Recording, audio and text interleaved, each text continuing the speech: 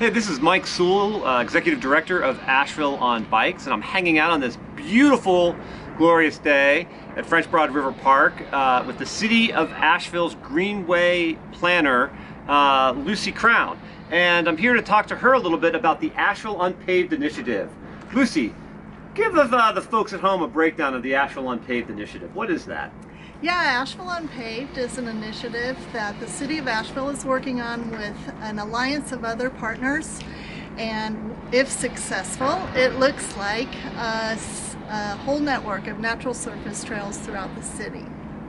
Today we're looking at the more logical places where these trails would probably go, such as large city-owned properties as Mountainside Park and French Broad Park.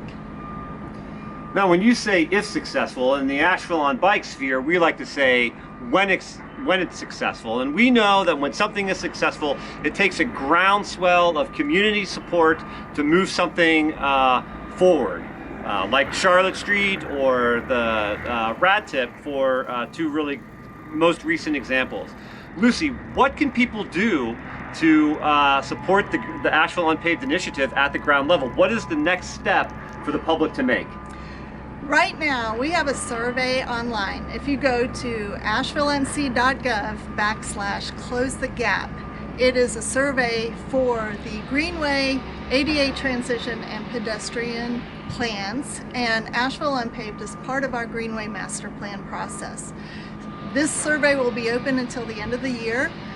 We're trying to get as many people as we can to take this survey because for obvious reasons with the pandemic, it's very hard for us to do public engagement. So we're really relying on this online tool. I hope that everyone will share it with their parents and children and parents of children, etc. But after that, once we are finished with our survey, we will be doing public engagement for Asheville Unpaved specifically.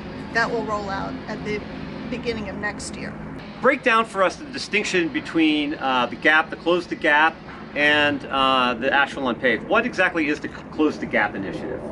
Yeah, the Close the Gap initiative is it stands for three things: Greenways, ADA transition, and pedestrian plans. So it has everything to do with greenways and sidewalks, and the ADA transition part means all of the accessibility issues within our public right-of-ways on our streets. So ramps at sidewalks, crosswalks, how you get on and off a sidewalk or a greenway.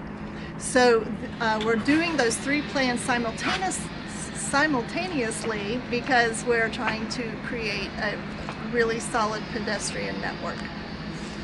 Obviously greenways have to do with bikes too, which we all know and love, but we're trying to get all this network down throughout the city.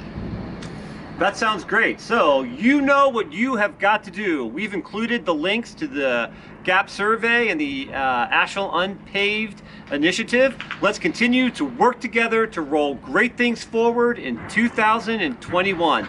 Take the survey. Together, we roll forward.